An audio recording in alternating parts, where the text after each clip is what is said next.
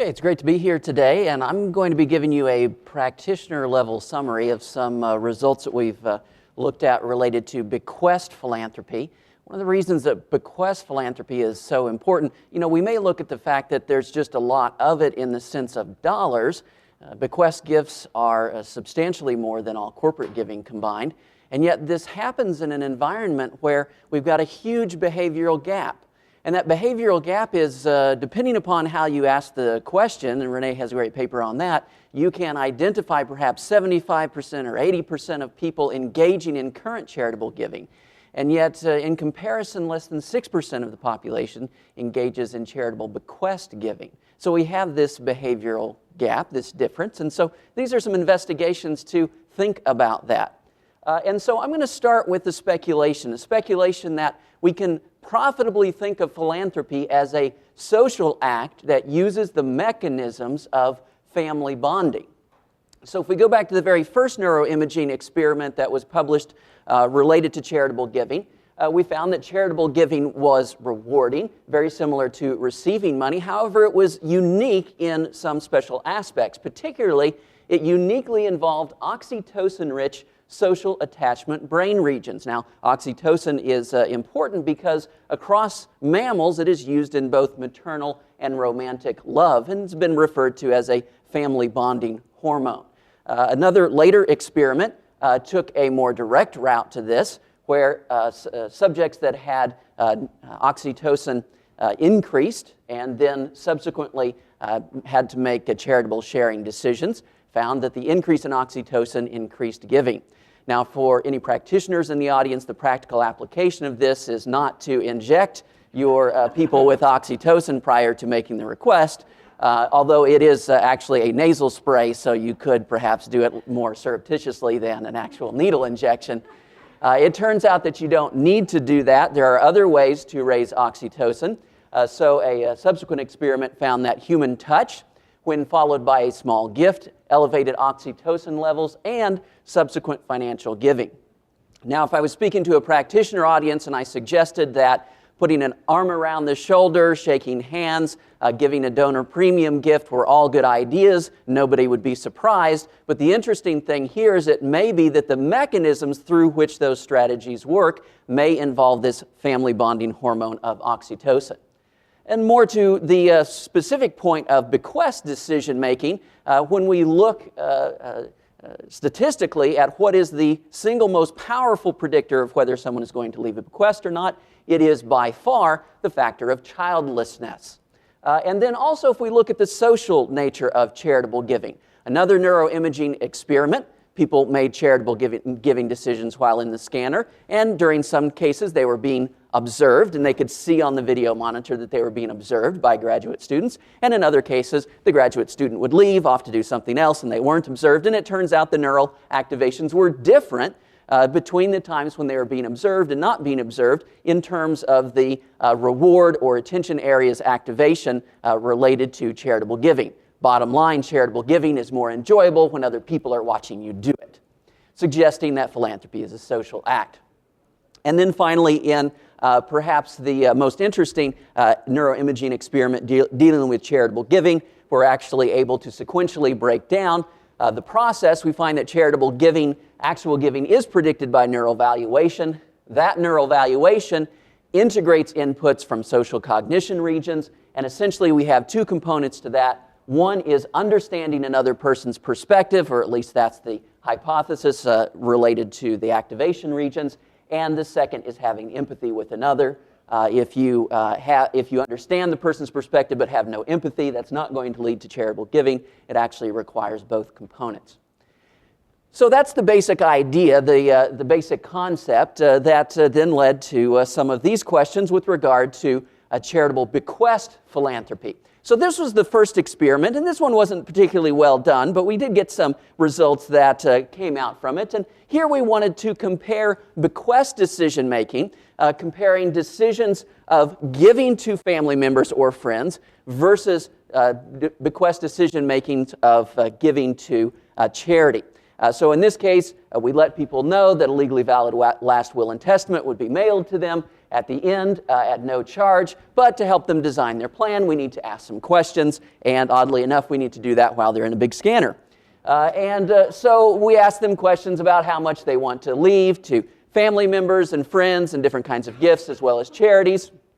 And what we found is a little bit of activation and not very strong, and that's because we didn't have enough questions going through, which we corrected in a later version of it. But the bottom line is this. Bequests to friends and family member, as compared with charitable bequests, more heavily involve brain regions of emotion and memory. And the difference was a bit stronger for females than males, but it was true in both cases.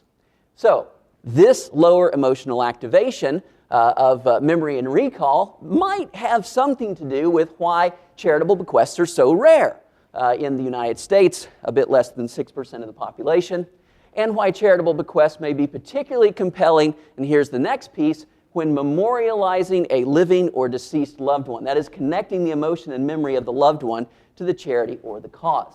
So here's the idea. What about a practice application where we remind donors of life story connections that their friends or family have with the cause, and then provide some tribute bequest opportunities? We pick this up from different aspects. This is from Dr. Routley's dissertation in the UK, where she interviewed people and asked them why they picked the charities they picked to be in their will. And there was a lot of this language where the cause was actually representing a person, where I'm giving to the cancer research because my father died of cancer, or I'm giving to the animal charity because I've had a couple of cats. It's the idea that charity is a substitution for the loved one that it's impractical or impossible to give to. So that led to this question. Since this is how a lot of people are explaining why they chose the charities they chose, what if we actually tried to do this intentionally to remind them about these connections and see if they wanted to make this kind of a gift? So we tested this idea in a couple different ways. First, a survey test where we had a little over 4,500 respondents, and then with a new neuroimaging experiment that we're still in the process of analyzing data, but I'll show you some preliminary results. So this was how we tested it experimentally. First, we asked people their willingness or interest to give money to 40 different large national charities. And then we would ask them about their willingness to make a bequest gift. And this was to create a baseline interest in bequest giving before we did the tribute test. In some cases, there were intervening pro-bequest messages that increased this baseline response, in part to make sure that this wasn't driven solely by experiment or demand effects taking place there. So we first get their rating and we're interested also in this gap.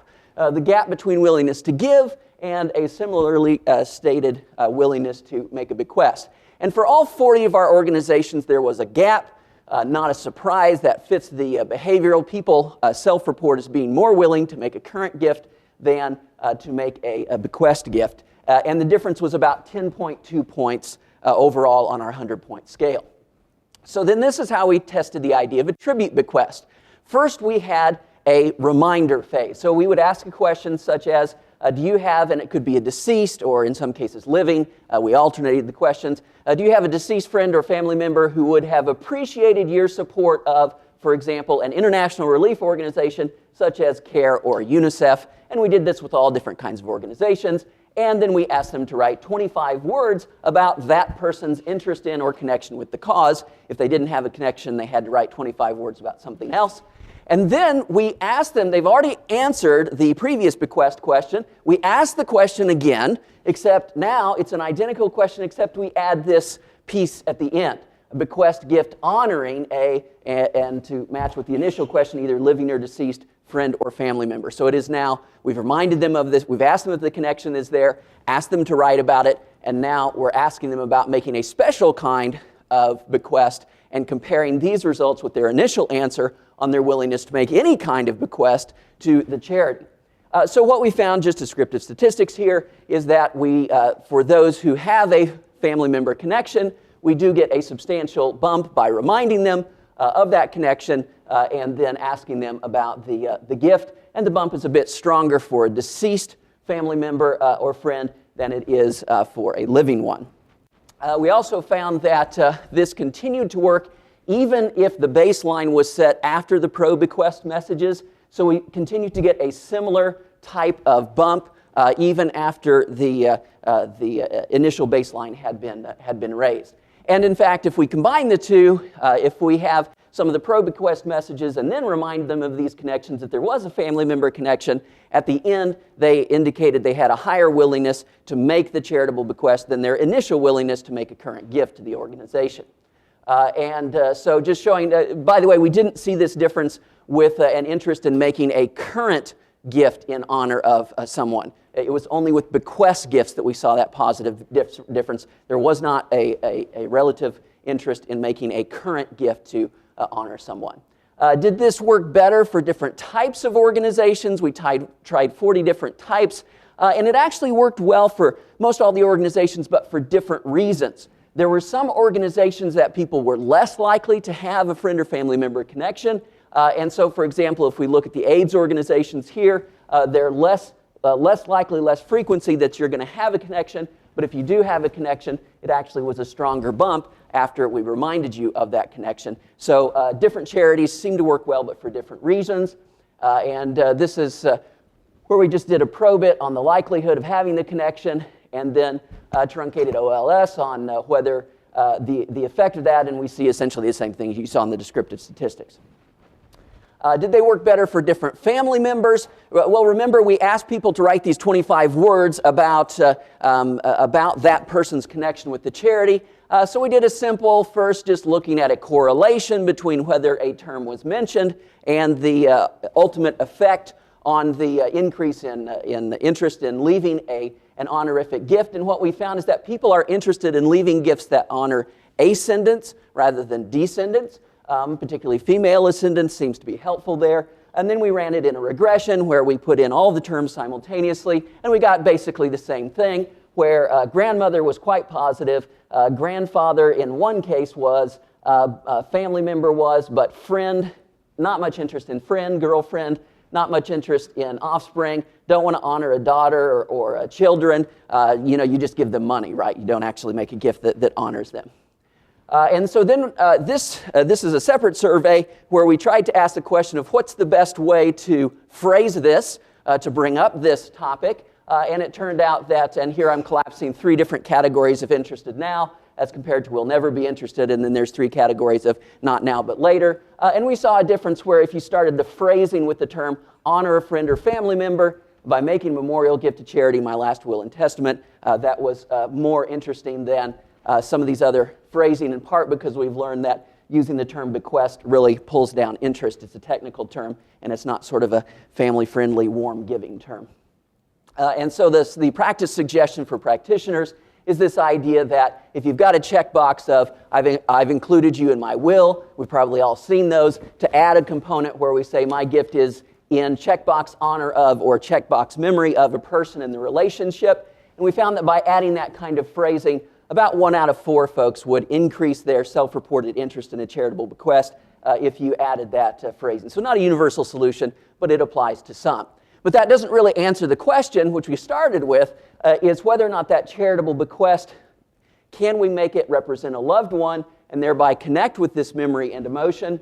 And so for the new experiment, we essentially took that experiment from the survey and replicated it in the lab and here in the Neuroimaging Center. So the initial run is where we just asked the core question, if you signed a will in the next 3 months, what's the likelihood you might leave a gift to? And again, we're using the same type of organizations.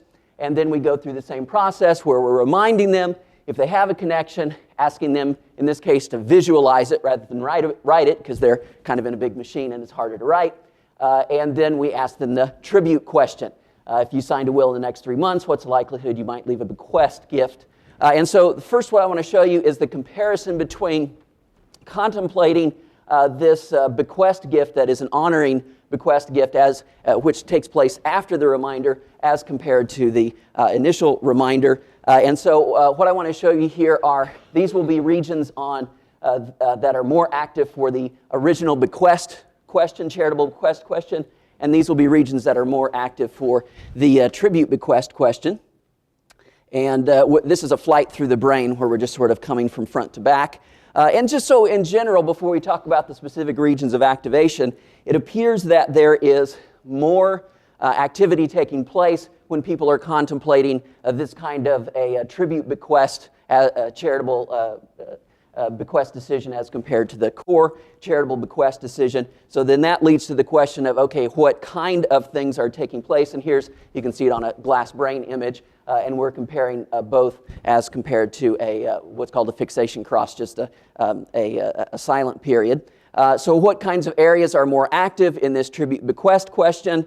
These are, and we ran 80 people. This is from the first 20 that I'm giving you results for today.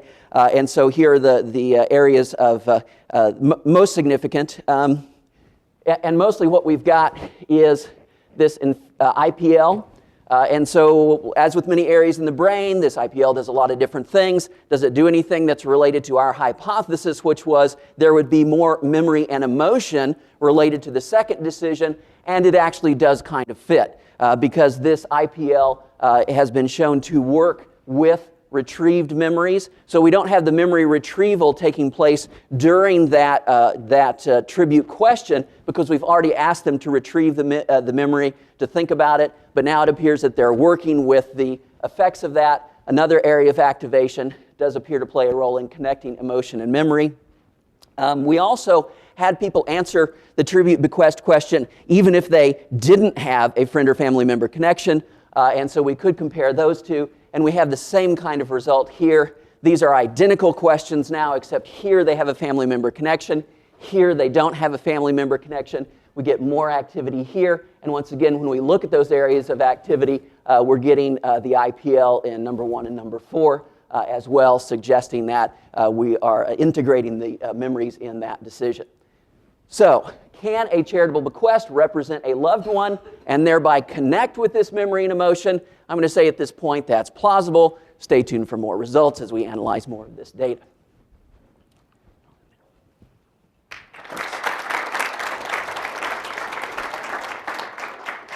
So we're running about 15, 20 minutes late, so there's time for one question. And otherwise, since you're all going to blame the Italian who's keeping time, I'll try to be strict on that. So you have shown a really large effect with grandmothers especially. If you're looking at, say, males or females that are writing bequests, is there a difference in terms of like how the grandmother is is being viewed? Ooh, that's a great question. I don't know. I'll take a look at that. Yeah, to see if there's a gender difference. In terms of the response, in terms of the actual choices that people are making, we found that effect in both genders. So I looked at just the men, and men were more likely to want to honor female ascendants, as were the women. So the effect is there for both, but I don't remember if it was a little higher or a little lower for one rather than the other. So, all right, thank you.